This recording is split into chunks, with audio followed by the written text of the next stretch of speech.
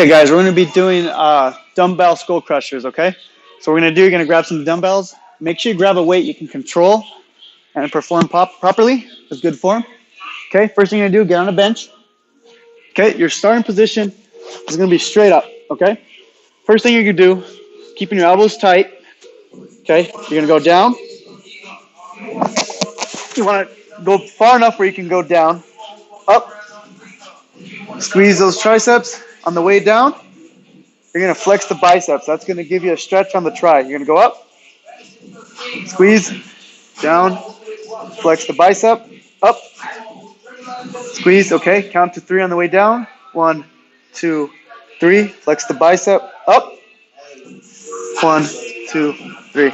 Biggest thing here, guys, when you're up, don't go forward. Keep this tight. Keep that shoulder tight. Down and up. Okay? That is a dumbbell skull crusher.